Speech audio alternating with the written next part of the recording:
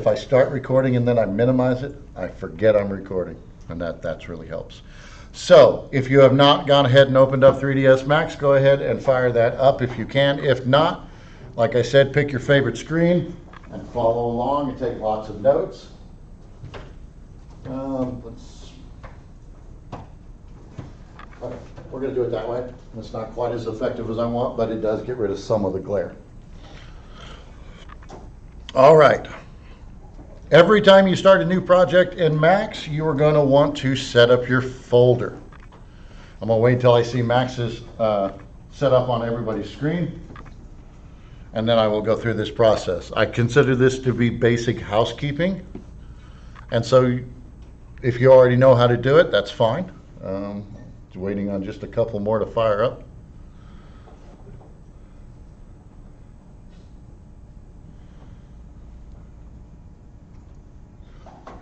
So, very first thing is we're going to go to File, and then Project. There's different project folders that we can set up. The easiest and most effective one for us right now is going to be the Create Empty. Let's just point that at our desktop. And since this is 3D2, let's say 3D1, week 2. If you have a better naming nomenclature that works best for you, then by all means, follow your bliss. So we go ahead and double click down into the folder we just created, and we can just say select folder. Now from here on out, when I go to save my file, it will automatically go to my project folder. Before I save though, there's a couple of other housekeeping things that I want to do. Number one, I'm going to go to Customize, and I'm going to set up the units that I want to use. This is stored with your file, so you can have different units set up for different projects. If you're going to take whatever you make and put it into Brian Foster's Game Design 1 class, I'll tell you right now, game engines measure things in meters. Okay, everything is based on the metric units, easy to divide and multiply by. Well, you can set up as meters or millimeters and centimeters. If you're like me, your brain might think in feet and inches. Okay, when I first started doing this, I thought a meter was about the same length as a foot. No, a meter is about the same length as 3 feet, roughly. So there's a big difference between this being a meter and this being a foot. But the more you build, the more you will begin to visualize what a 10-foot box looks like, or a 25-foot room. You'll be able to visualize that in your head. Or if you're on the metric system, a 10-meter room. The most useful, though, most of the time, is generic units. Now, generic units by default is 1 inch is equal to 1 generic unit. So if I want something that's a foot, I'm going to make it 12 units in length, width, and height. This is really pretty flexible, and so 9 times out of 10, you're going to see me work in generic units. Now, sometimes when I build a building, I may only make that building 36 inches tall, but it fits the rest of the scale, so it will be fine. But it's important that you understand how big you're building so that you can understand how much detail you can put in. So to follow along with me, go ahead and set that to be generic units, and then we can say OK. Back up to Customize. There's a lot of things we could customize here. Obviously, I'm not going to talk about all of them, but unit setup is a big one. And then we also have our preferences. So let's click on Preferences. So you customize preferences. This is going to open up a huge amount of information. Again, not going to talk about 99% of it. Only going to talk about one thing.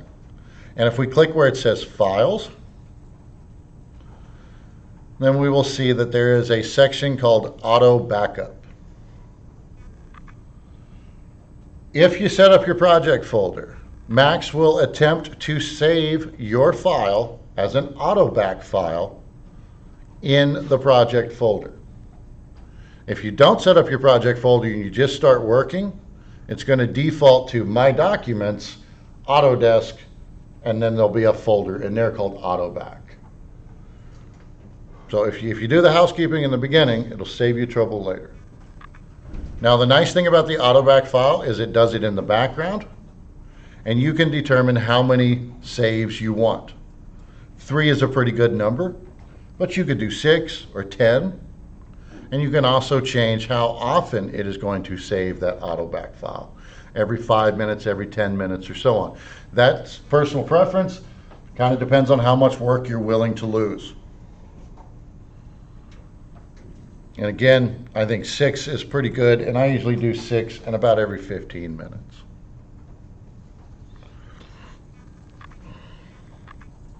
That way, if Max crashes or if something just gets totally corrupted, I can go back, I can open up the most recent AutoBack file, and there's my file. I'm gonna go ahead and just OK for that. And once I've done that little bit of housekeeping, next thing is to go ahead and save our file. So I'm gonna go to File, Save. Since this is the first time I have saved the file, it's gonna do basically a save as. Notice where it's putting it, 3D1 Week 2. Whatever you named your folder. And then we're going to call this whatever you want to call it. It's completely up to you, as long as it makes sense. Now this is our .max file. This is our scene file. You'll hear it referred to as a scene file. It's also our max file. It's our source. This is the file we guard with our life. As long as you have your source file, you can always reproduce your animations.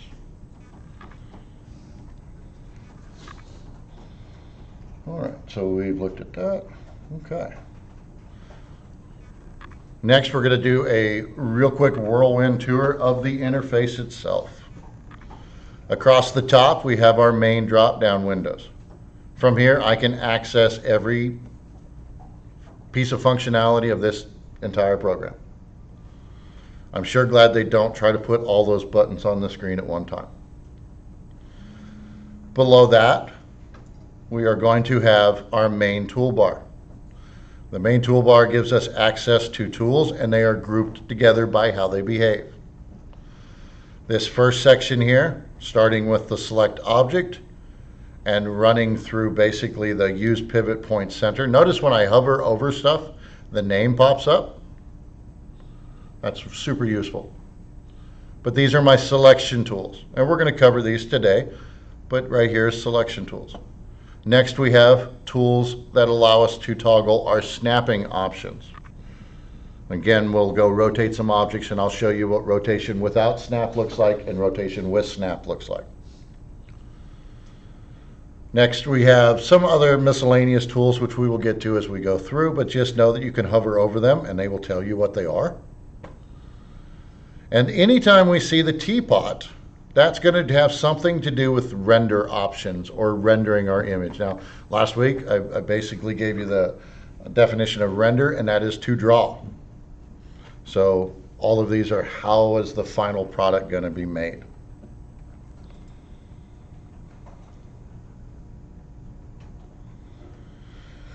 Continuing on around, we are on the right-hand side, and we have what is called the command panel. The command panel contains many of the tools we'll use every day, and they are organized in a logical fashion. We start off with create, and then there are sub-options for creating different objects. The first thing we're going to look at would be called standard primitives, and these are basic 3D objects that we use as the basis for our models. Then we have lights, which we'll also look at today, cameras, which we'll look at today. Once we've created an object, we will then, most of the time, go to our Modify panel. The Modify panel gives us access to an object's properties. And that's really about it for right now. Just these two. Let's focus on the Create panel and the Modify panel. In the middle, we have our viewports, our 3D viewports. Remember these from last week? Alt-W will make whatever the current viewport that you are working in has the yellow highlight around it. It'll make it maximized or minimized.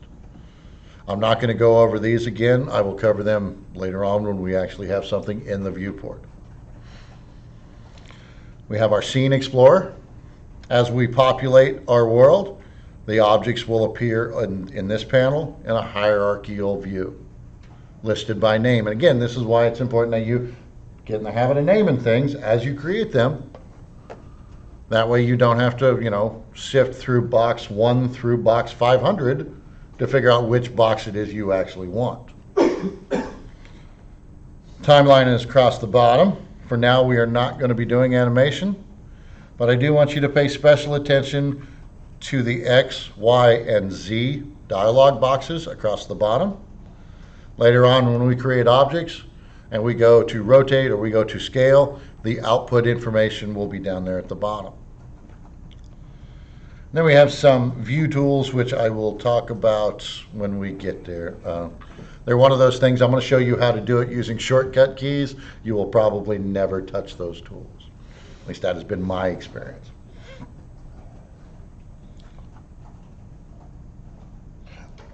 Okay, so I'm going to go ahead and make my perspective viewport full screen by Alt-W. That way it's nice and big and everybody can see what I'm doing. And we're going to talk about how we create some basic objects. Well, like I said, first off, we're going to start with create, geometry, and then what are called standard primitives. These are simple objects such as boxes or spheres or cylinders or a plane. Now, when I say plane, I don't mean like airplane. I mean like a flat plane. So there are two ways I can create an object. When I click plane, number 1, that button turns blue, and that tells me I'm in object creation mode. I could do the keyboard entry. So keyboard entry appears once I have selected the object I want to create. Context sensitive. If it's not needed, it won't appear. From here, I could say X, Y, and Z positions. Now, I mentioned last week 0, 0, 0 is referred to as origin, and that is the meeting of those two black lines right in the middle of my viewport. So any object I create using the object or the keyboard entry method right now will be placed at 0, 0, 0. A plane, said, is flat. It has length and width only, does not have height. So I'm going to put in 100 units by 100 units, and then I'm going to press create. So that has now created a nice flat plane for me. Please, when you start to model, never ever leave your model just floating in space. Create a piece of ground to put it on. The other purpose for this is to catch shadows. Now, to get out of creation mode, I can right-click in the viewport somewhere. Notice that the word plane is no longer highlighted.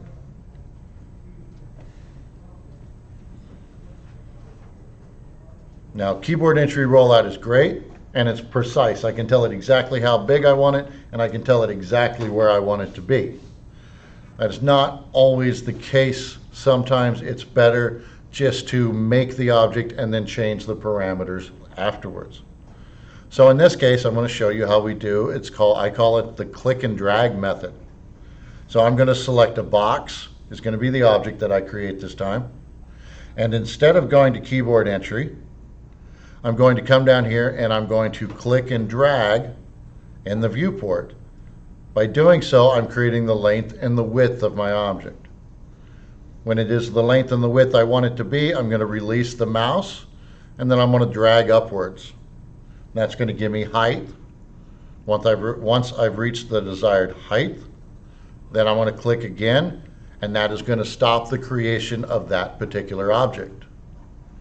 Again, if I don't right-click, I'm still in creation mode.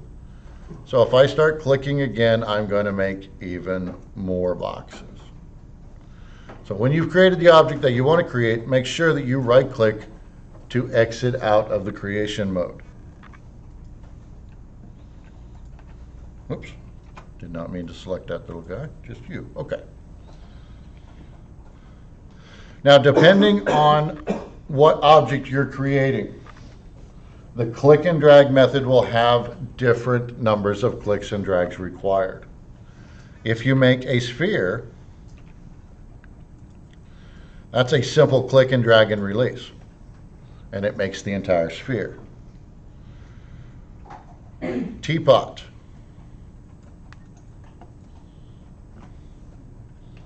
The reason there is a teapot included, other than the fact that it is like the mascot here, it is one of the very first 3D objects that was ever modeled. And it was way back in the 60s. They didn't have the tools that we had. They basically had to say, put points at these positions in space and then draw it. And it was very tedious. Now we have a button that says teapot, and we can make a teapot. Let's go ahead and right click. Not going to spend a ton of time on all of this. This is for you to explore. So you can create objects in two ways. Use the keyboard entry rollout, click, drag, and release inside the different viewports.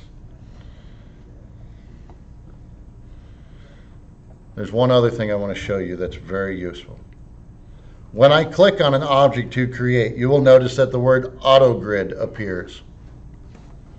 By default, when I make something, Max is going to orient it to whatever viewport I am currently using. In this case, I'm using perspective, so it's going to orient it so that up is up, left is left, right is right, forward is forward, and backward is backwards. But let's say I wanted to make something come off the side of this box. Well, I would tick the auto grid, and then when I came to the viewport and I made my box, it orients itself to the surface that is underneath the cursor. Now that's useful, but it's one of those things that you need to toggle on and off. Because if you don't know it's on, it's going to drive you insane. Be like, why is all my stuff orienting? It's kind of like snapping. Snapping is great as long as you are aware that that's what it's doing. Otherwise, it can be very frustrating. And I'm just Control-Zing to undo the stuff that I've done. So that's AutoGrid, and it's pretty useful.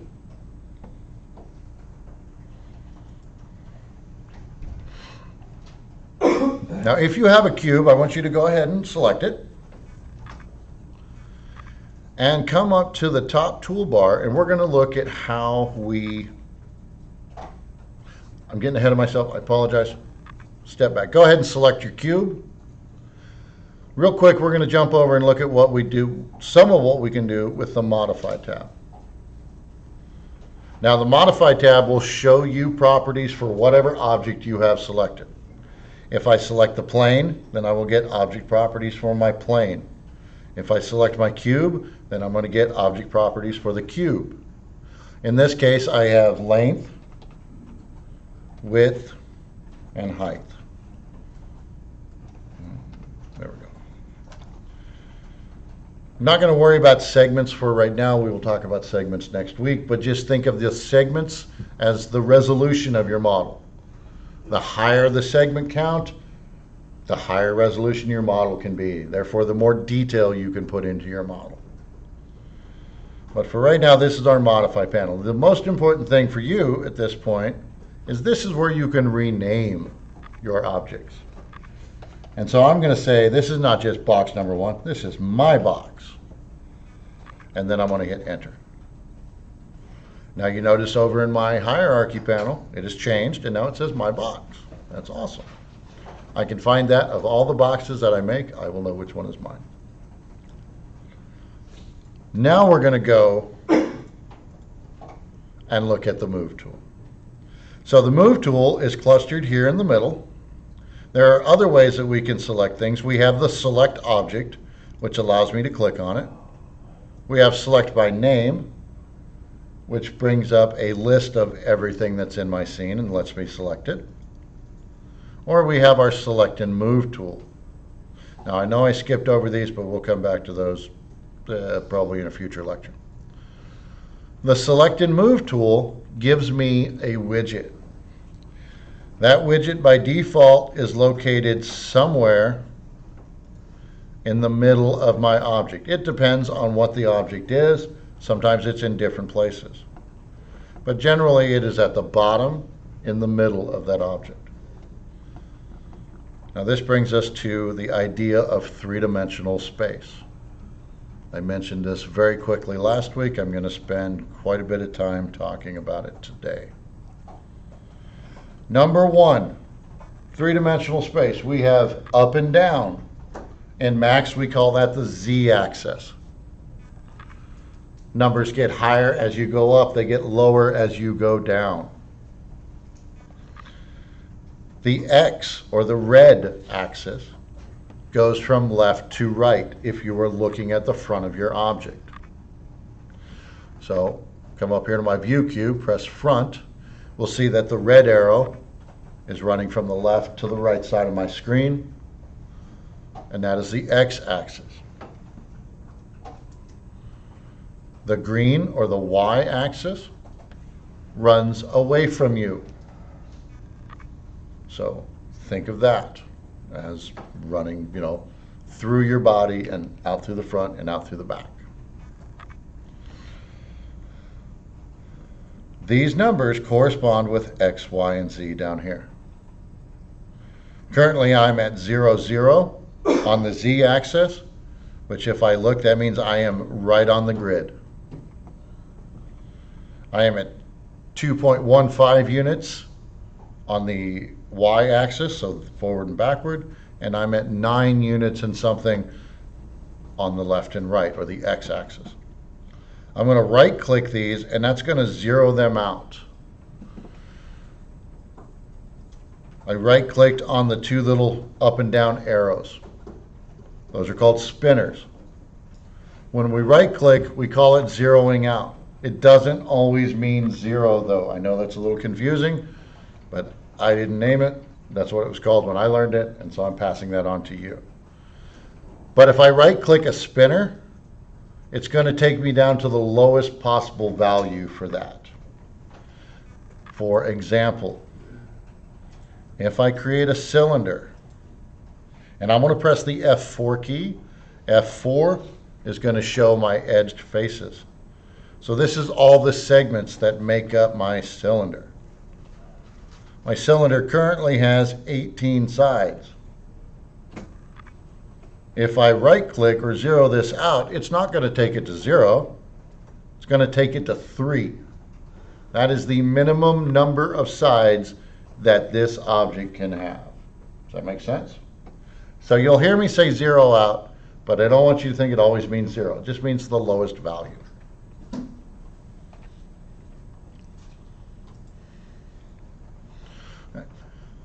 Hopefully you notice what I just did there. I got my view all messed up. I'm upside down at this point. If I hover over my view cube and I click on the little house icon, it takes me back to my home view. I will do that a couple of times.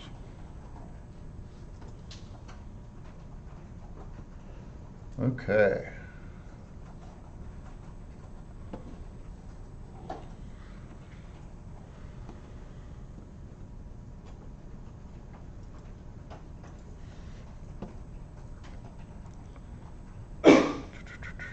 I should have read those a little closer. That's okay.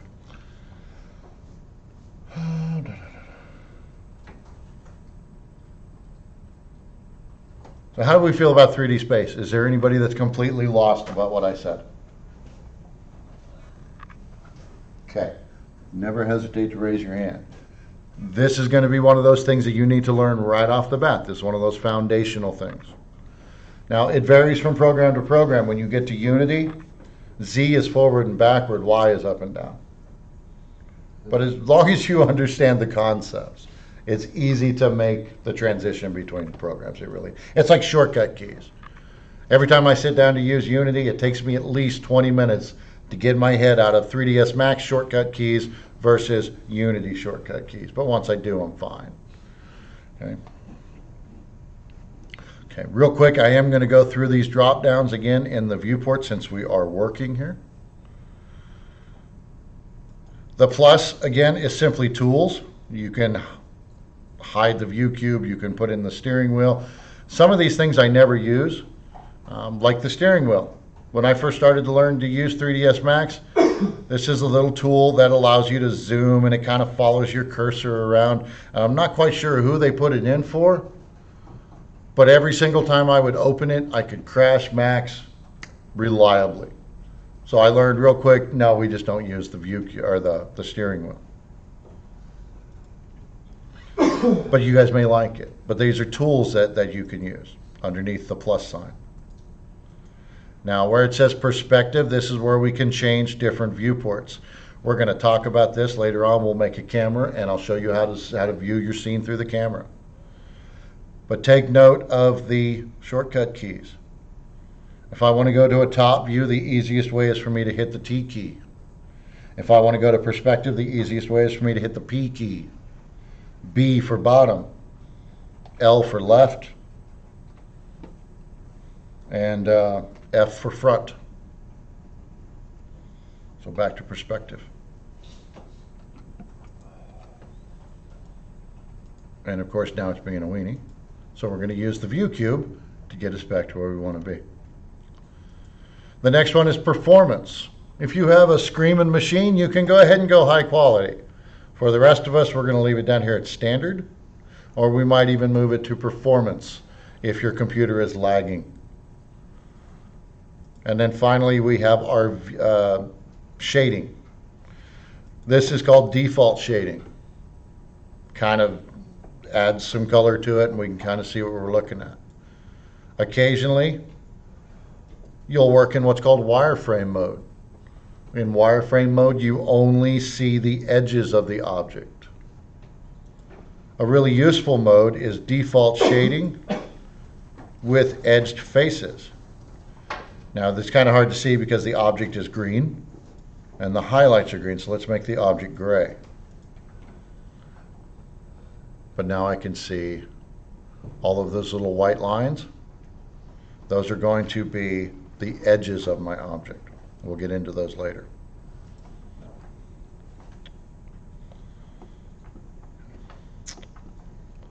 All right, back to the selection mode.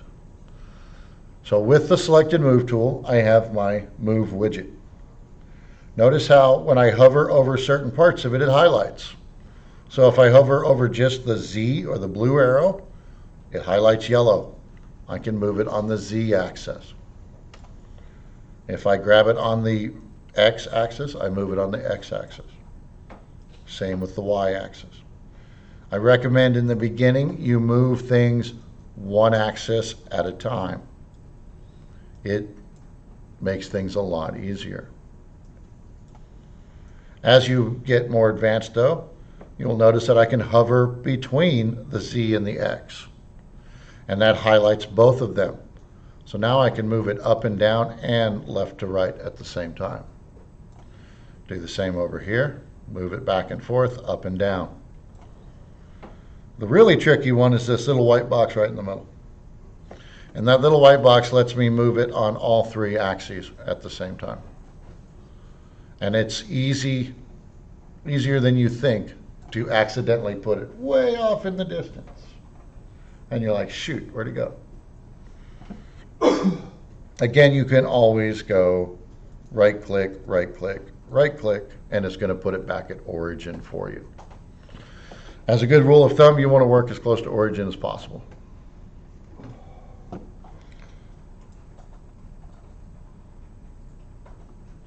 Always be paying attention to those menus down at the bottom. So that is our move tool. Now, the shortcut key for that is W. So you want to go ahead and make sure that you have that written down in your notes somewhere. The next one is going to be the scale tool, and that is E, because it's right next to W. And that gives us this looking widget. So you said the selection tool is W? Correct. So E is next, and that's going to be rotate. And again, if I hover over a particular axis, it lets me rotate on that axis. If I rotate on the Z, then it's just going to rotate on the Z axis. If I grab between the two, it lets me just freeform rotate it. Again, until you really know what you're doing, one axis at a time. Now, I was going to talk about the snapping tools while we're here. Notice when I rotate this, it gives me, I am rotated to 37.569 degrees. That's not a helpful number.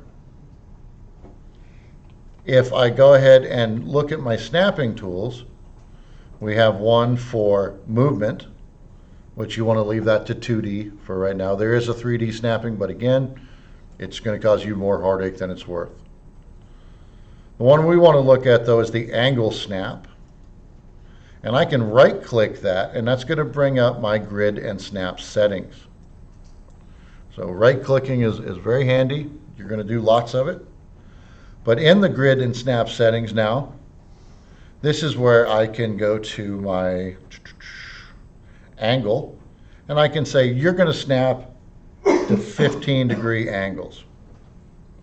So now when I rotate it, it goes 15 degrees, 30, 45, 60, 75, 90, and so on. Much easier to get things where you want them to be using the snapping tools.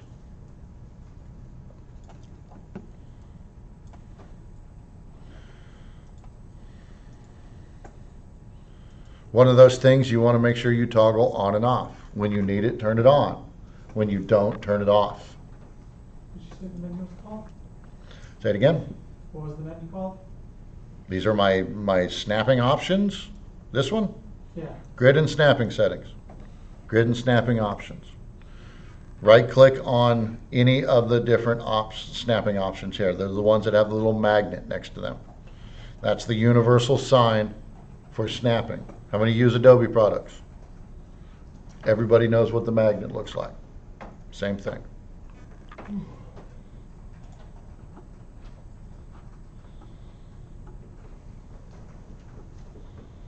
Okay. All right. Now, being able to move your object, and finally, I'm sorry, scaling. Scale, same thing. All right, you get a widget. You can scale on individual axes, but please don't do that. If you must scale the object, grab it in the middle and scale it as a whole. If you want to resize the object and you don't want it to be perfectly square, do so through the Modify panel. So I can change my height to, say, 100 units.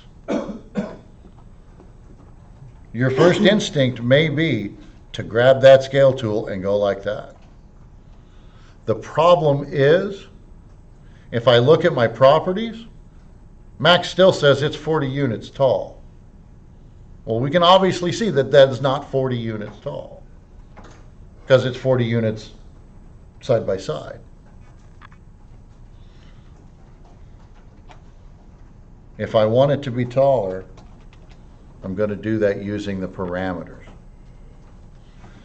Now, I don't have time to make this error happen, but if you scale on one of the axes by itself, and you go to animate that object, when it rotates, it's going to deform the object because of the way Max applies scaling. If you need it to be a different size, try through parameters first. If those don't work, then scale the object uniformly. Okay, so we have hopefully, we've looked at creating some objects, we've looked at moving those objects, but one of the most useful things that you can do in Max is to be able to rotate around your object and be able to zoom in and out on your object and be able to pan on your object. Now, if you look down here in the corner, we have tools for this. There is a zoom tool, which I click on that, that lets me zoom in and out. Do you have a question?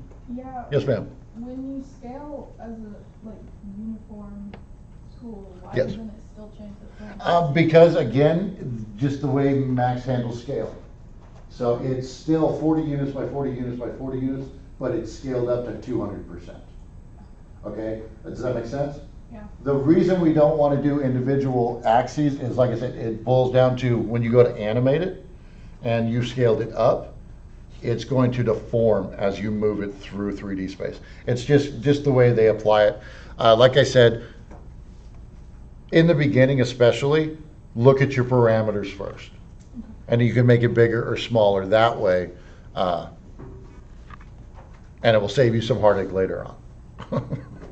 And I know this because I've had 2 or 3 students every semester come to me and go, hey, how come my object's doing this thing?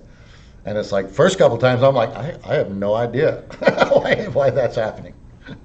Don't do whatever it is you did. But over the years I figured it out. And that comes with experience. But anyway, down here at the bottom we have some tools for this. Now we have a zoom tool. We also have a hand which allows us to pan. And then we have some different rotate tools. If I can find them, there we go. Orbit, they call it. So that's going to let me orbit around things. Now, I never use these tools. And the reason for that is because every time I have to leave the work area here to come down here and change, that adds up. Those 2 or 3 seconds add up. So the shortcut keys to do the exact same thing that you want to be able to do using these tools for the most part are as follows. If I want to pan my view, simply middle mouse button.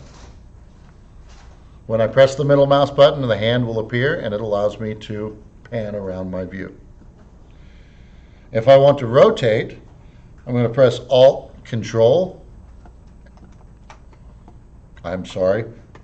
by itself, and rotate. I'm sorry. God, I said that wrong again. Alt, middle mouse button, rotate.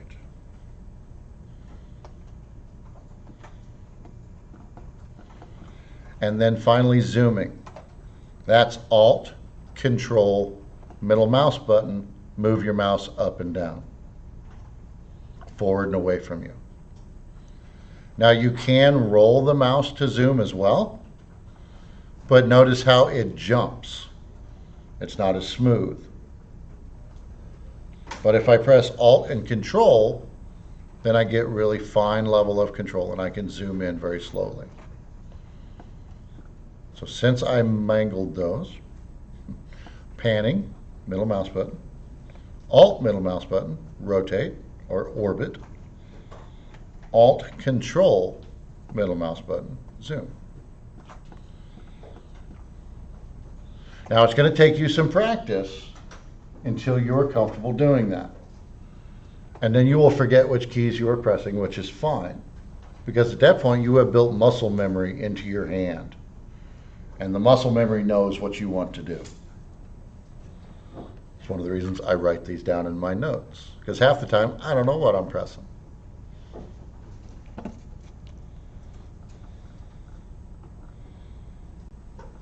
Okay, so movement, rotation, scale, good, got that. All right. Now we looked at 2 things that you can create so far, 2 tiny little things, a box and a plane. On today's assignment, this week's assignment, I want you to understand you have the biggest box of blocks you have ever bought in your entire life at your disposal. And everybody played with blocks. Hopefully you played with blocks. I hope so. Now you have infinity blocks of any size you need them to be. I want you to explore. I want you to check out, like, what's that cylinder? Well, it doesn't look much like a cylinder. Let's go ahead and give him some more sides. Okay. Or a torus, otherwise known as a donut. That's what A cone, right? So what's really cool, and I like this, and you'll see this in a minute, is I can come over here and we'll just go ahead and set radius number 1 to 0, radius number 2 to 15. And if we were to make this blue, now I want you to understand, I'm changing the color of the object. I am not changing the material, just the color. We'll get to materials later. What's that kind of look like at this point? An ice cream cone. Very good, Avery. So let's grab a sphere. And I need to see how big I made this. 15, awesome. So I'm going to make my sphere the same size. And that brings me to one other tool for movement, scale, rotation. It's this very last one. Looks like two circles together. This is my select and place tool. This is a lot like AutoGrid. If I grab an object with select and place and I go to move it, it is going to orient itself to whatever face I happen to be on top of. So in this case, I'm going to go ahead and get that right about there. But unfortunately, it's not even. That's okay, because we have an align tool. Now this align tool takes some getting used to, and it takes practice to learn how to use it. You want to get good at it, you're going to go home, you're going to make a set of blocks, and you're going to practice aligning them to each other. That's the only way you're going to understand how this tool works. I will go ahead and demo it. I'm going to select the object that I want to move. That's the first object I select. In this case, it'll be the ice cream itself. I'm going to click on my align tool, and there are other functions here. There's a quick align and all kinds of stuff, but we're just looking at the standard align. Anytime you see that little arrow in the bottom of a tool, simply means there are other tools hiding underneath it. But now I'm going to select to the object I want to align to. And I get these options. So current object is the first object, target is the second object. We have different options. We can align to all three axes. In this case, I just want to align the X and the Y. The Z position was where I wanted it. So I'm going to untick Z. And I'm simply going to say center, center. And that's going to put it right in the middle for me. Now, we have a pretty cool function. I mean, that works pretty well. But let's say I really want my ice cream cone to be a little taller. You may notice that it's cutting into it. On the sphere, and I show you this because I want you to explore these different options. There are too many different options for me to show them all to you. So what I'm going to try to do here is express how important it is that you create an object and then you go to the modify panel with that object selected. One of the tools that I have here is the hemisphere tool, 0.5. Now I have cut the bottom off of my sphere. Now it fits perfectly on my ice cream cone. But depending on what you have selected, what you've created, you will get different options. Here, let's look at the options for the torus. I could twist my torus if I wanted. I wouldn't necessarily do that, but I can also slice it. So you only get that much of the donut. But again, it's going to be up to you to really get in and give me 2 or 3 hours of your time as an investment in your future. I'm going to go ahead and delete my half-eaten donut. Okay. See where I am at just now. Okay, perfect. We're going to create one more object, and then I'm going to let you guys have a few minutes because I don't know about you, but I'm already tired of talking. But I'm about, I'd say, a little over halfway. So we're in good shape. But I'm going to show you how we make a camera now. Okay, so just like anything else, I start at the Create panel. That's the big plus sign. Below that, I have different options. We've looked at, so far, geometry. But if I come over here and hover, the fourth item over says cameras. And we have 2 basic types of cameras inside 3ds Max. We have the physical camera, which is based on real-world physical cameras. So you may have heard of like a RED camera. It's a really expensive $5,000 shoots in 4K camera. They have a camera that emulates that. They have a Blackmagic emulation as well, which is another really expensive high resolution camera. We don't need that. So we're going to select what is called a target camera. Now this is a nice, simple, easy to use camera. Physical camera has an overwhelmingly large number of choices. Not good in the beginning. But target camera, however, I just click and drag. It comes in two pieces. The camera itself, and then the target. And the reason I want you to use the target camera is because it's super easy to point the camera where you want it to go. All you have to do is move the target to wherever it is you want the camera to view. Some basic options for our target camera can be found in our Modify panel. Now this is where it comes in handy to have multiple viewports. So I'm going to Alt-W to go back to my quad view. I'm going to select over here in what is currently the top viewport. And if I click where it says top, there's an option for cameras, and then I can select camera number 1. Now it's showing me it in wireframe, so I can go ahead and change the shading.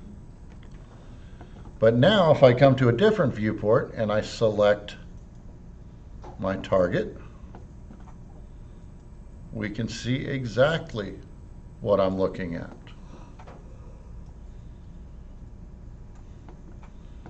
Now if I go to my camera, we have some options that we could change, and for the most part it's going to deal with just focal length or the lens itself.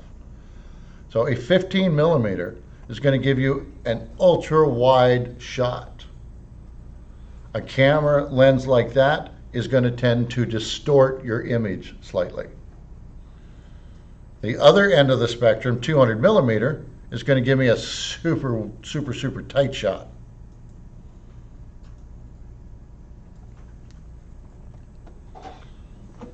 That's a nice corner there. Yep. By default, 35 millimeter is going to be your nice combination between tight shots and super wide shots. There are a couple of other things. You can apply depth of field, but again, that is a lesson for another day.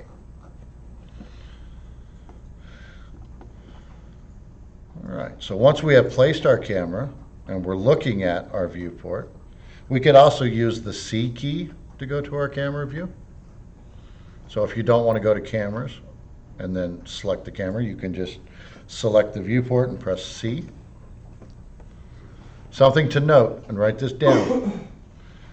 Notice how in this viewport I have my view cube. There is no view cube in your camera viewport, and that's important because you're going to forget that you went to camera view and you're going to try to move. And so you're going to grab your pan and you're going to start panning around. Well, I'm not just panning, I'm physically moving my camera at this point.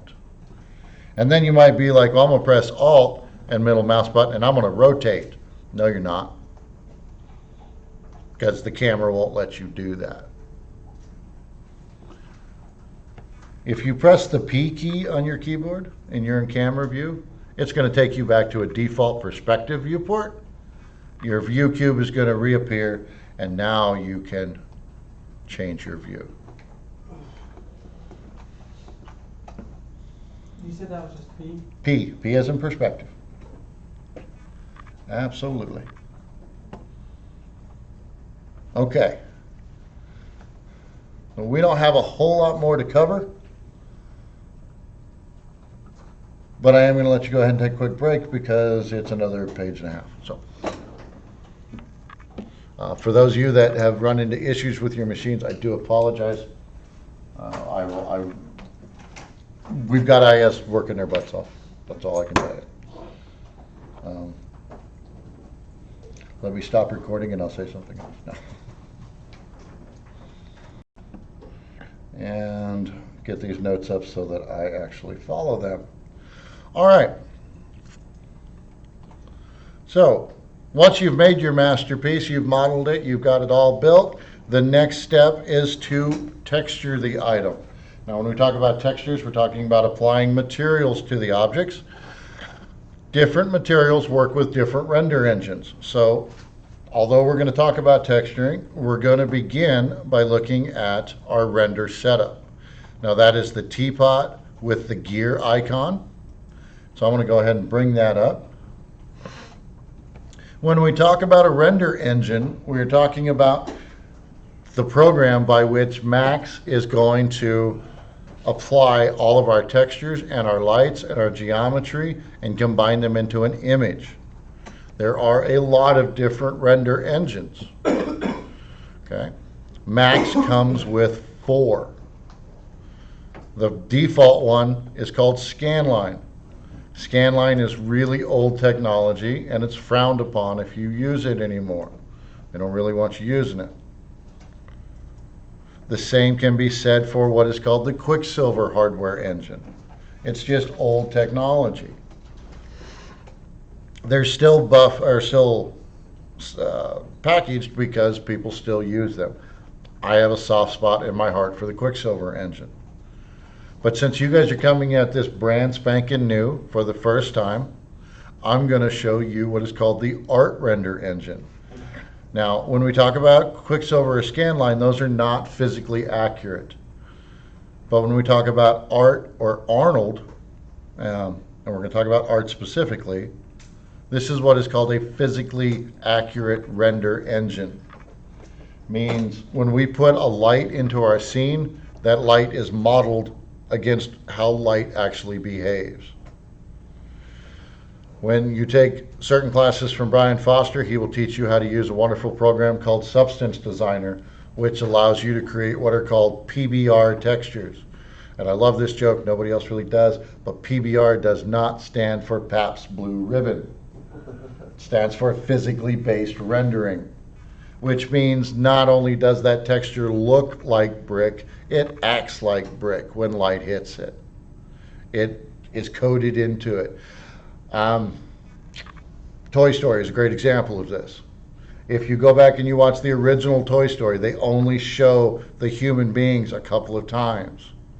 One of the reasons is because they're freaky looking, but they're freaky looking because they couldn't do skin properly back then. Okay? Your skin is translucent. It looks solid. Light actually penetrates into your skin quite far before it turns around and bounces back out. Okay, that is called subsurface scattering. That's something that as you go through your career, you'll learn more and more about. To be fair, quite far for your skin, still like 0.24 inches or something. What's that? Quite far for your skin, like 2.4 Sure it is. inches. Sure it is. Take a look at the people from Toy Story 4 and compare them to the people from Toy Story 1. Tell me there's not a difference. Okay? Now, the movie that did it best is, what is that? The Spirits Within. Final Fantasy. The Final Fantasy movie. That movie is like 25 years old.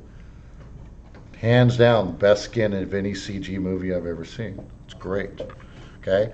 But again, they didn't have the technology back then. They couldn't do it properly. So that is where physically based rendering comes in handy. So make sure that you have selected the Art Render engine.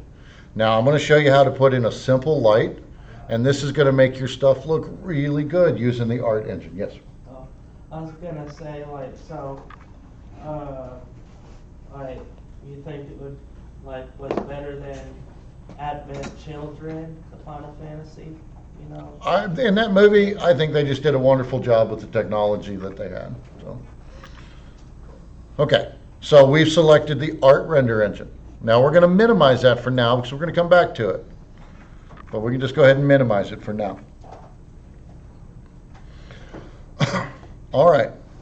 The next thing we're going to look at is called our Material Editor. So I want you to press M on your keyboard. It's called the Slate Material Editor. Now I'm only showing you this so that you are aware of it, But where it says modes, there are technically two different modes. There's the compact material editor, which looks like this. You may find tutorials, and that's the one they're using. This is slightly, again, older technology. Make sure that you select modes, and it says Slate Material Editor, and it looks like mine. This is a visual way for us to build our textures. Okay, but I know some of you will be, chomping at the bit to learn more and do more. So when you go and find older texturing tutorials, switch over to the compact view, figure out how they did it, and then figure out how to do it in the Slate Material Editor. Our Slate Material Editor is divided up into 4 main areas. We've got a toolbar going across the top. We have what is called the Material Map Browser. So if you'll notice, I can minimize all of these. And these are just different materials that are available to me. This changes depending on which render engine I have selected. We will explore this as the semester goes on. For now, though, if you'll expand Materials and General, you will see one called Physical Material. That is your standard material that I want you to use. That is, and I shouldn't call it the standard material. Please ignore that. Strike that from the record, please. Physical material. Because unfortunately, there is one in here called the standard material. But the physical material is our base material.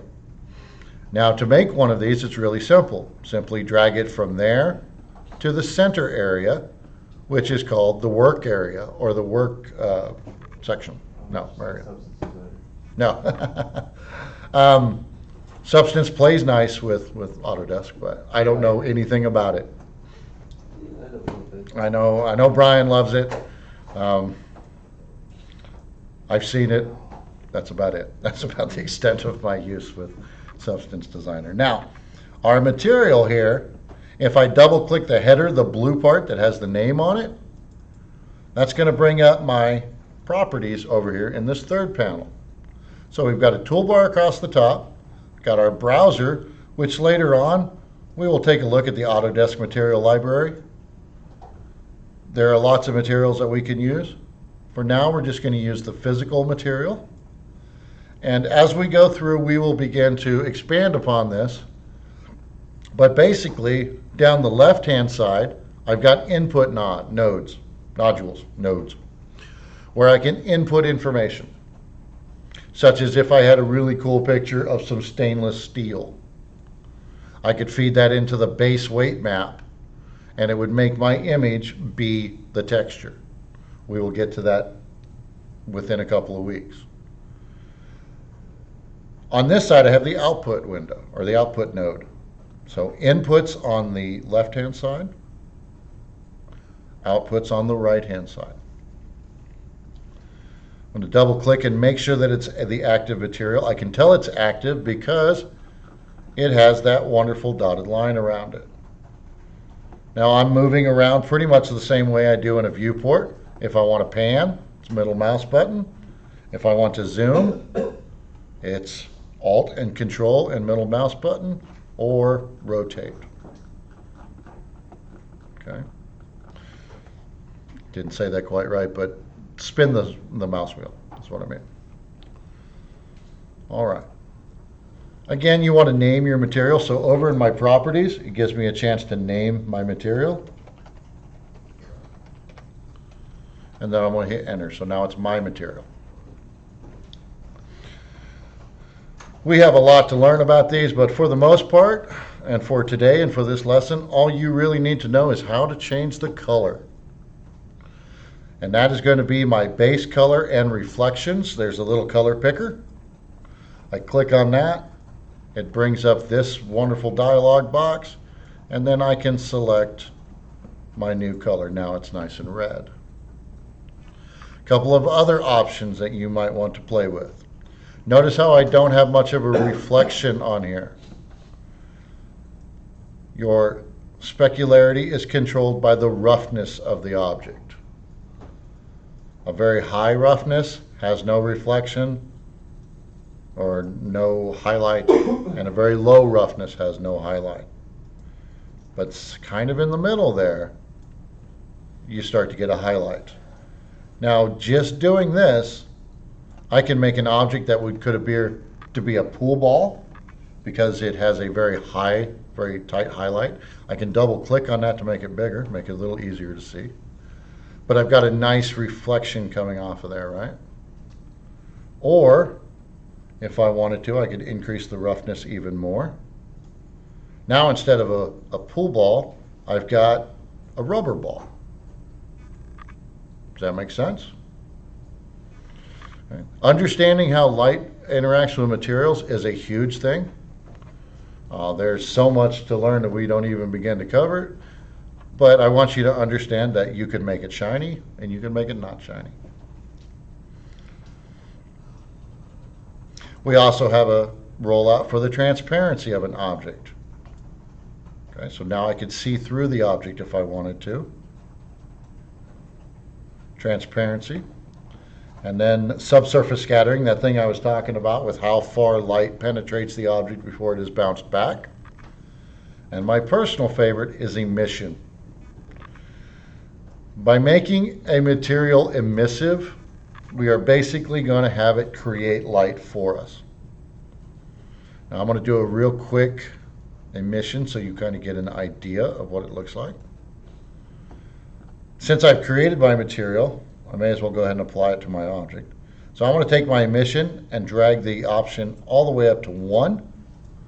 And I'm also going to make it so it's emitting red light. Red. Yeah, close enough. Now, to apply this material to my object, I have two choices. I can drag from the output node to the object, and that will apply the material. I can also have the object selected, the material selected,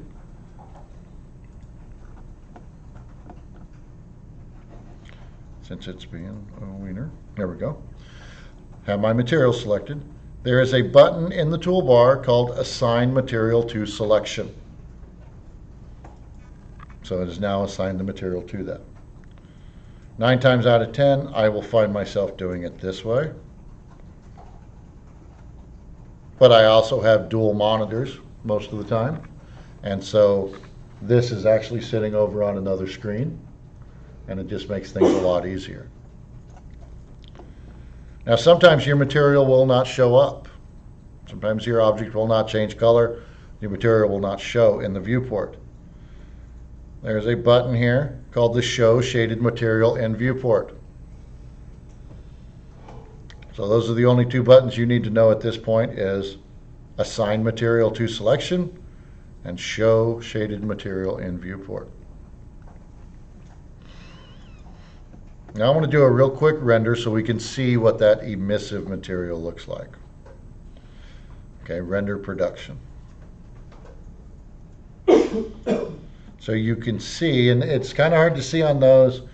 It looks great on my screen, I should say. No. But as I zoom in, you can see I've got these orange dots. That is the light that this object is creating. See it on the ice cream cone too? Yes, absolutely, on the edge of it. That's a good catch. So this is creating light for me. I used to have a student, he would almost never put lights in his scene. He would just light the whole thing with emissive materials. It used to drive me nuts. You can do some cool effects. Think neon. Think neon tubes. That type of thing. Okay. So again, this is real quick, and we're going to cover this many more times before the semester is out. But this is your gentle introduction to making your stuff look good in 3ds Max. Use a physical material in conjunction with the art render engine. The more you play with these options, the more you'll understand them. Now at this point, I'm going to go ahead and turn my emission all the way back down to 0 because I do not want that object creating light in my scene at the current time. And so to see what that looks like, we'll go up here to the teapot with the lightning bolt next to it. That's my render production. And that's going to render the scene. So we can really see the difference. between an emissive material and a non-emissive material. Okay. And we are on the home stretch, guys. Woo. It's a lot, I know, it really is a lot, especially for the first couple of weeks. It does get easier, but you definitely want to go home and you want to practice. You want to spend the hour after I'm done talking just sitting here and going over it again and again and again. I had a student today, I walked her through something, I got her through it, I looked right at her, and I said, practice makes perfect, do it 10 more times. Do that exact same thing 10 more times. By the time you leave this room, you'll know how to do it. All right, the very last thing we're going to talk about is the actual rendering. Now you will render whatever window has the yellow highlight.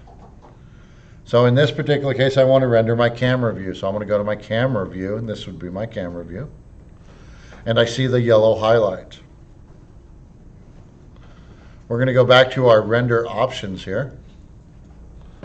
Number one thing, again, make sure you are in the Art Render engine. That is the one I want you to use for this semester. Underneath the Common tab, we have some options that are common to most render engines. Number one is the time output. What are we outputting? Did I make an animation that's 300 frames long? Then I'm going to render out all 300 frames of that animation. For now, though, we're going to do single frames. So just single is all you need. Under output size, as we go through the semester, you may need to downgrade this depending on your home machine. My very first computer had a resolution of 640 by 480. I'm not even kidding. I was so happy when I was able to go to 800 by 600. I thought, man, that's such high res. And then it was 1024 by 768. Now the thing all those have in common is they're kind of square. Right? Now we have HD TV monitors in here, high definition monitors. 1920 by 1080, that looks really nice. Takes a long time to render depending on how complex your scene is. And I skipped something, God bless it. I'll come back to it. I would like you to just choose 1280 by 720. That's high resolution, but it's still a full 25% smaller than 1920 by 1080. Now, when we get to rendering animations, if you go to load this up at home and your home computer says, yeah, I'll get right on that for you, it's going to take 124 hours. Come talk to me. We have solutions. And I'm not even kidding about the 124 hours. You had that happen? I've had stuff take longer than that. It's because I didn't turn off any of the reflections. So if you watch my video portfolio, when the head's moving around, there are reflections of reflections of reflections in that thing. It's crazy, and yeah, it probably took close to 2,000 hours to render that. So I learned my lesson. Turn your reflections down. But like I said, I have solutions. The very last thing that we need to look at here is the render output. Now, the goal for this is for you to render in the beginning 5 to 10 images of your scene from interesting viewpoints. So you have complete creative control. If you want to show that the room that you made, if you want to show it through like a keyhole, then make an object that looks like a keyhole and shoot it through it. You are the director. You are the director of photography. You are the director of everything. It's your show. But we need to save these output files as something. And so we need to go to the render output and click on where it says files. By default, it's going to open up your project folder for you. From this point, you can now make a new folder in your project folder and call it something like render output. And then we're going to drill down inside that. You're going to want to give it a useful name. You will not be submitting these images to me directly. They will be part of your highlight video that you make. So I don't really care what you name them. But I would name them something that makes sense to you. You could call it like, Project 1, Render 1, something along those lines. And then you need to choose a format. Now there are different types of formats. There's AVI, you can actually output video. We'll cover that when we get there. BMP, which is an uncompressed bitmap file, ginormous file. Kodak Cineon, I've never used. PNGs, those are real popular right now. PNGs are great. JPEGs work as well. So either one of these works. You will also see TIFF on there as well, which is a great format. But you need to pick whichever format you like best and stick with it. I like JPEGs. They're a nice mix between image quality and image size. So now I'm going to go ahead and say save. And we'll say OK. And then I'm going to hit render. Now I don't know why I am so out of order today. I'm just trying to get back into the swing of things. And I forgot to show you how to put a light in. So we're going to go back and do that before we actually render. And I do apologize. Need to make my notes larger. So, lights. If I go to my Create panel, there's going to be a light tab. And again, if you're not sure which one it is, hover over all of them until you see the word lights. We have 3 different types of lights in 3ds Max. We will be using photometric lights this semester. Photometric lights. Those are real world lights. As we go through the semester, we will dive more into them and I'll show you some of the properties that they have. But when I say it's a real world light, it is modeled on how light actually behaves. We have standard lights, which are used with the older 2 render engines I mentioned earlier, Quicksilver and Scanline. So we will not be using those. And then we have the Arnold render engine, which is similar to the ART engine in the fact that it's a photorealistic render engine. It's used a lot by the video or movie industry. But for compatibility reasons and things like that, I'm going to have you use the ART render engine, and with that you will use photometric lights. So that's your first step. Make sure you're using the right lights. As we go through the semester, we will look at what it means to set up a 3-point lighting setup and how to actually light your scene. For now, I want you guys to be able to do something quick and dirty and have it look nice. And so that is going to be the sun positioner. The sun positioner allows us to create a compass down at the bottom, and I'm clicking and holding to create that. How big that is only matters as far as viewability, but it's going to let you determine which side is north, east, south, or west. And then I'm going to release, and that's going to let me pick which direction I want it to be. Click one more time, and I'm going to drag up, and that's going to put my sun up in the sky.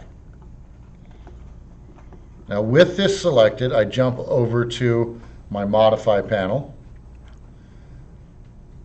Not a whole lot of options really here that we're going to get into, but the number one thing is you set the time of day where it says date and time. Now you can get really crazy with this and you can select, I want it to be exactly what it was in Denver, Colorado on a particular date. And it will position everything the way it should be, supposedly. For our purpose, we just want to be able to make it say 7 o'clock in the morning. Now this is in military time, so 3 o'clock in the afternoon would be 15 hours. That's 24-hour clock. This light, that's all you have to do. Put it in, set the time of day. Let's go ahead and look at this from a different view this time. just 'cause. Move that out of the way. I want to see my ice cream cone. And then I want to hit the render button.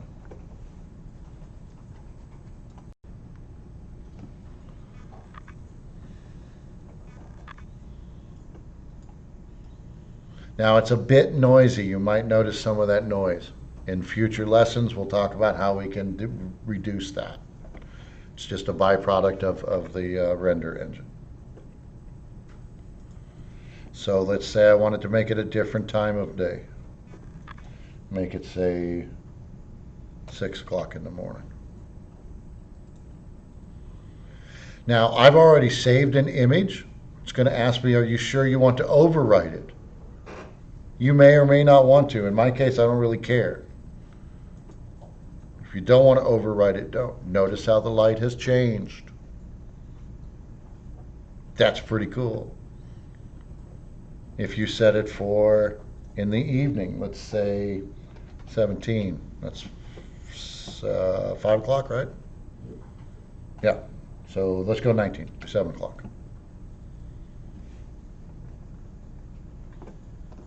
Yeah. And again, I'm going to overwrite that same file. But because of where it is, now I've got some nice shadows going on there. I've got a nice rich color to my light and so on. Like I said, we will learn a 3-point lighting setup. I will show you how to set up a basic studio light type of setup, nice and easy, and teach you how to do that. For now though, I don't want you to focus on those minutiae. I want you to focus on the overall ideas, okay? How to create objects, how to move them, how to rotate, how to place them, how to texture them in the simplest manner, and how to put in a simple skylight, or a sun positioner as it's called.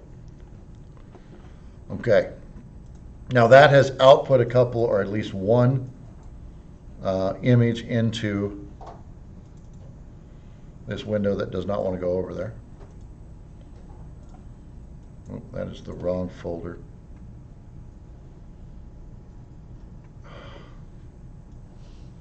Sometimes. Give me 1 second, please.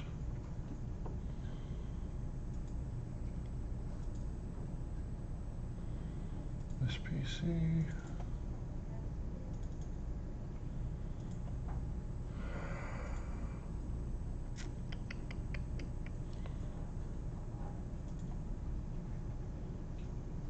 Why are you not where you need to be? I know a workaround.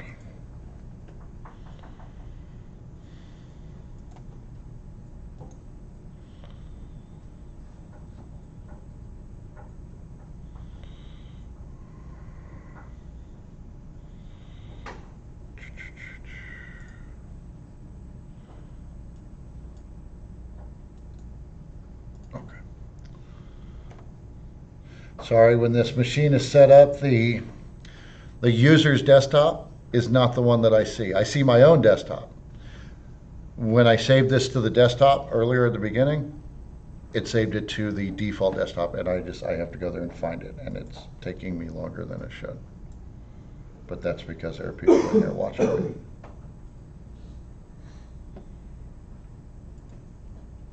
There we go, getting there.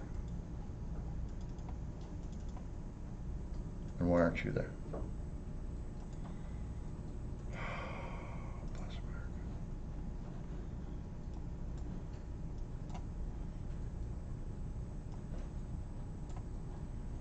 Okay, all right. Deep breath. Everything's in. All right, now we're good. I'm going to open a previous file because, and we'll just go ahead and save that real quick. I am not in the mood to fight with this thing. So this is something that you guys are going to work on today and the rest of the week. As soon as I find the right.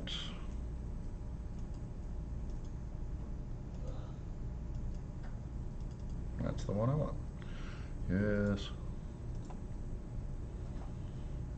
Yeah, that's fine too. Now I'm getting some errors because it can't find some files, but that's okay. I'm not that concerned with that. Okay. Now, as I saved my images, because I know where this one is, I'm going to go ahead and show you those images. So in my case, a lot more folders than y'all have. You guys have one just called render output. And so this is what I'm looking for as far as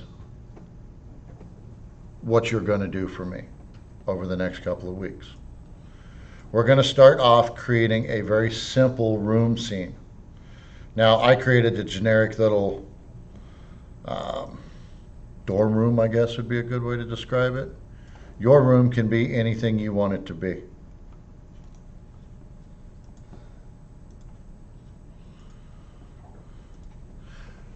If you're into a particular video game and they have some really cool environments, like a blacksmith's or an apothecary or wherever else you buy stuff so you don't die while you're out there playing, right? Make that if you're into that. If you are into a particular anime, look at what they have in the scene and copy that. If you're into westerns, make an old west town. If you're into cyberpunk, make a cyberpunk scene. This goes back to that insane amount of freedom that I'm going to give you to make whatever it is you want. Now, if you're completely stuck and you cannot quite figure it out, come talk to me. All right, we can talk about what you're into, what you like. What is your favorite video game? What is your favorite story? What is your favorite movie? You can steal from all of those wonderful reservoirs and make your own version of them.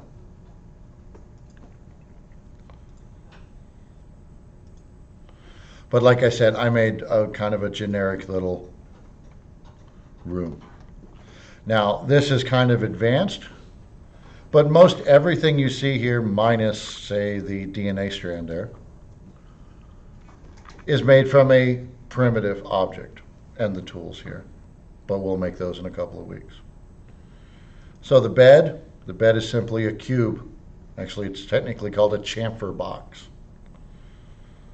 The chair, they're simply boxes. Bottom of the chair is a cylinder. The desk, it's a bunch of boxes. The computer, it's a whole bunch of boxes. These are all just, huh? The couple cylinders. Yeah. Ice cream cone. Again, it's a cone with 3 spheres on top of it. As we go through this semester, we will learn to make more detailed objects. I like to make tools. I like the metaphor. Using tools to make tools. Keyboard. Okay. Is it accurate? No, but it works. One of the first things I'll teach you in a couple of weeks is how to make this DNA strand. I expect to see that DNA strand in every single one of your projects. I put it in every single one of mine, and sometimes it's real small, and it's just kind of hiding in the distance. And other times it's sitting on a shelf. Sometimes it's, the main focus. Did you make it using primitives? I did. It started out as a plane. I'll show you how we do that in a couple of weeks. For now, all you get to play with is the primitives. Now, that does not mean that you are limited to these 8 things here, or 9, however many there are. We also have something called extended primitives, where we have even more crazy stuff, like an oil tank.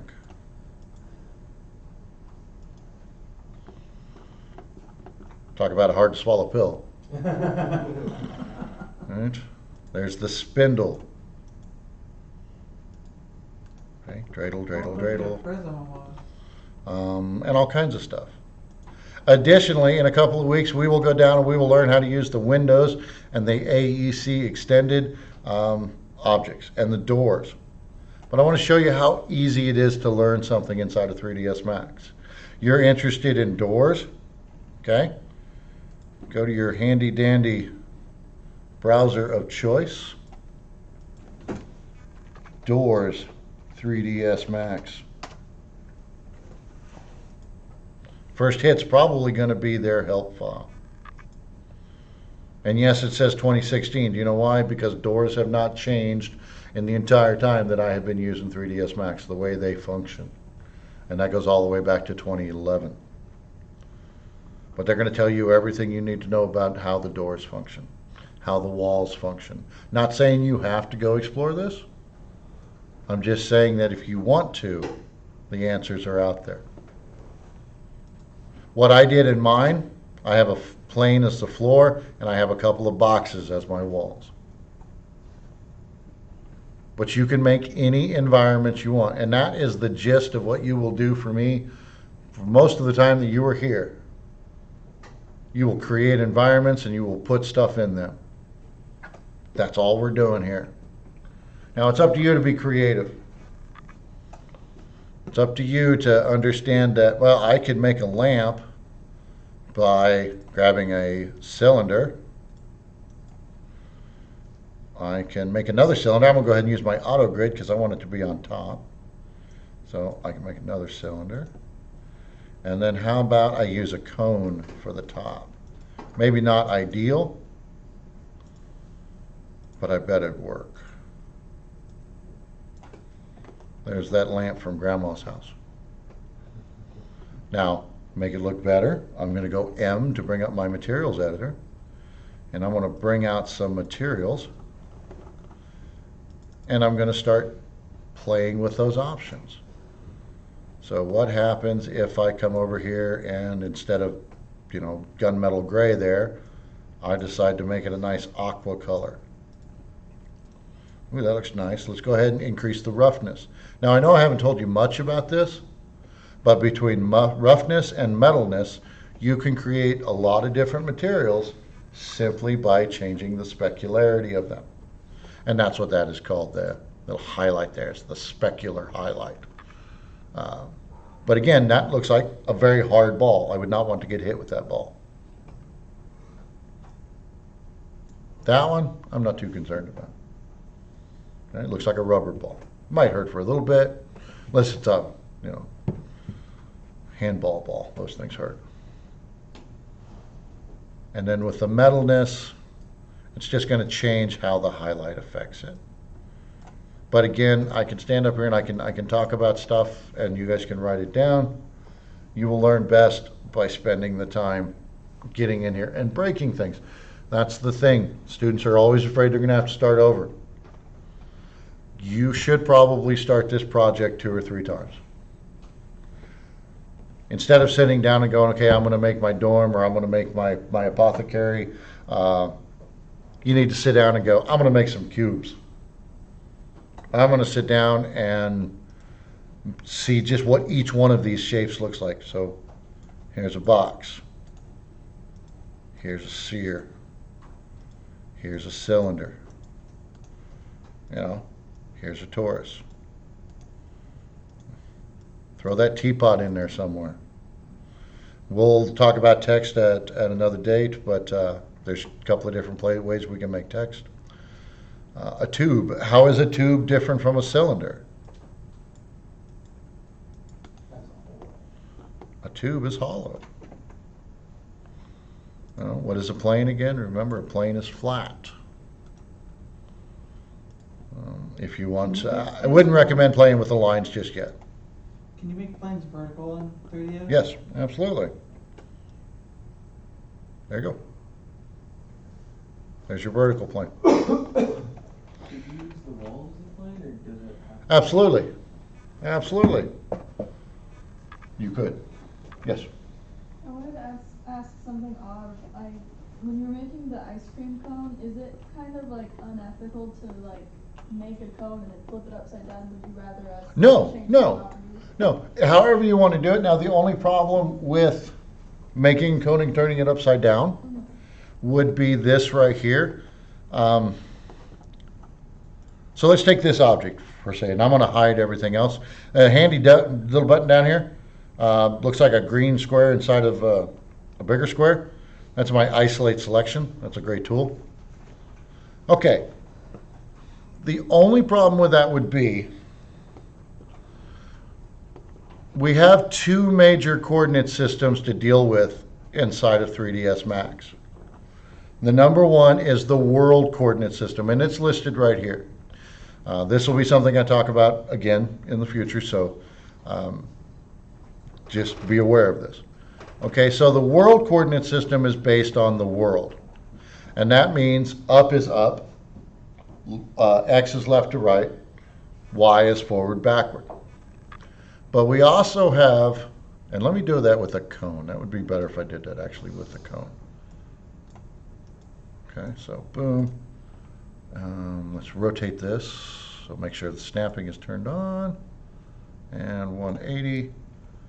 And then, cool, right? All right. So when we're looking at this in world coordinate system, up is up and down. X is left to right, and Y is forward backward. Unfortunately, we also have to deal with what is called the local axis sometimes. Now, the local axis is not based on the world. The local axis is based on whatever object you currently have selected. So for this object now, up and down is inverted, which is not a ginormous deal, but it might throw you off when you start to make things taller, and you're like, well, why is it going down? It should be going up. Same with the radiuses. It might cause you issues. Now, in the beginning, don't worry about that a whole ton. And if you want to flip it, flip it. Okay? Just bear in mind that we have the world coordinate system where up is always up, but sometimes we deal with what is called local coordinate system, and things get a little hairy at that point. See how that z-axis is at an angle now? That's great for like when I've got a bullet that needs to go at a particular angle.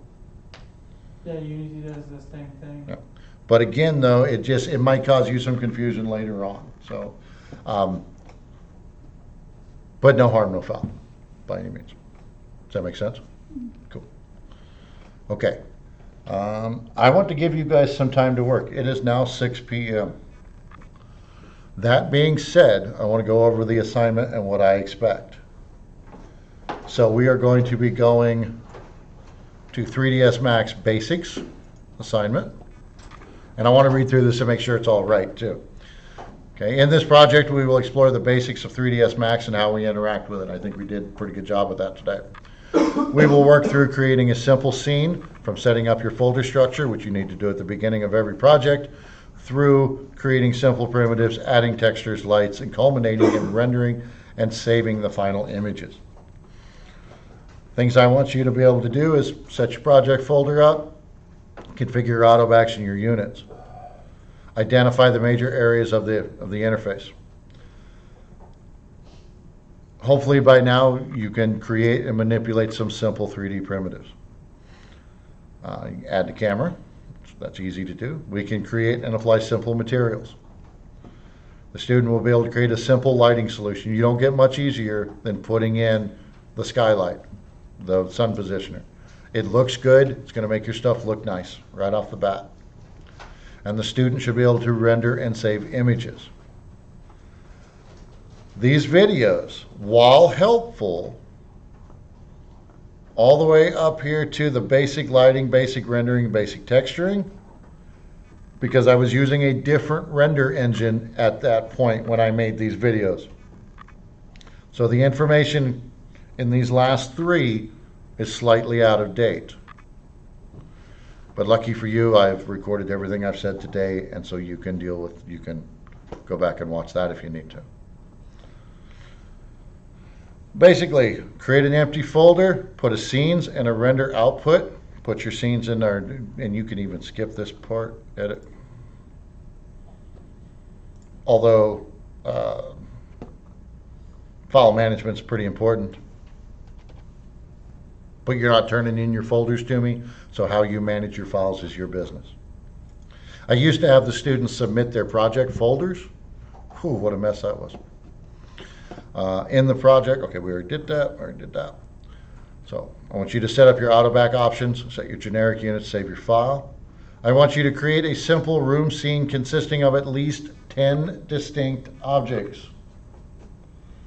Now, if you make a chair and it has 4 legs, a seat, and a back, that is not 6 objects.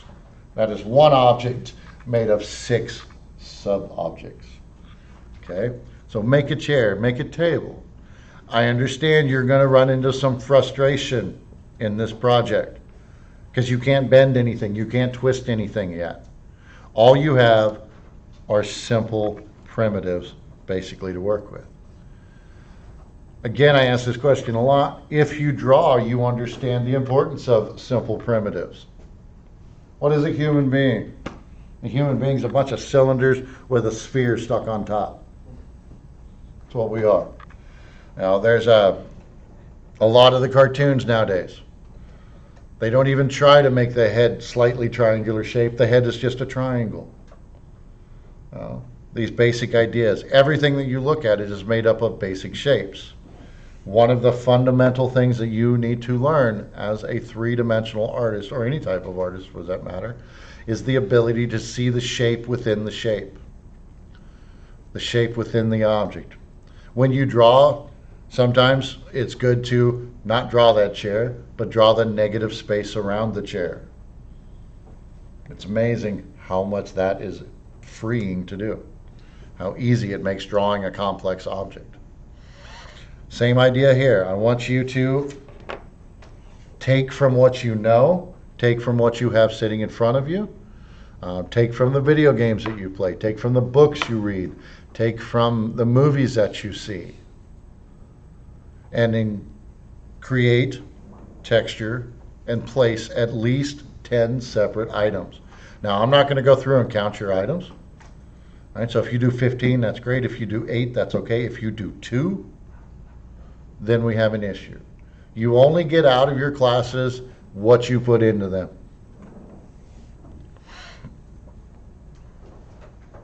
If you're looking for a benchmark, like I said, this is a good example. And I will make these pictures. I can't believe I don't have a picture viewer. When I open a JPEG, it opens Paint. Paint. Yes? Can you group and duplicate objects? Yes, absolutely. I don't do a lot with grouping, but if you wanted to group a bunch of objects together, this is a good question, like this chair. Okay, this is all made up of separate parts. What you would do would be select all the parts you want to be part of the chair, and then you just go group, group, and then give it a name. Okay, so I'll just leave this as group 1 because I don't plan on saving it. But now it moves all as one object. Okay. I don't do a whole ton with groups because in a couple of weeks we'll look at how to create a parent-child relationship, and that's a little more flexible than a group. So, any other questions? Okay. I'm sorry that was kind of scattered today as a peace offering, I guess. I'm going to upload my notes so you can go back and review them if you want. First couple of weeks are always kind of rough. Not quite into the groove yet. But I did cover everything I wanted, if slightly out of order. Sorry about that. Like I said, I would start and not even worry about doing the project. Just make stuff. Make a donut. Make a plate for that donut to sit on. Make a cup. Make a coffee cup. Make a milk cup. Make a, because those are 2 very different things, right? Can't drink coffee out of a milk cup. Can't drink milk out of a coffee cup. That's for sure. If you had to, you could. They're not made for those purposes. Hey, my favorite things to drink out of are my spaghetti sauce bottles. They're glass. I love them. Oh my goodness, they're awesome. And they hold a lot of beer too. They're like 16 ounces, so they hold a lot of beer. Just like mason jar. Yeah, exactly. I love drinking out of mason jars. But anyway, this is a good project. You have unlimited blocks. Take some time and make some stuff. Now, next week, when we come in, we're going to start learning how to bend and twist and start to model things rather than just stacking blocks on top of each other and calling it a table. Okay? This is nice, and this is a good way to get started. Here's my table. Okay, and so now we're going to make another one. Okay. I'm going to go ahead and just use my align tool. Why not?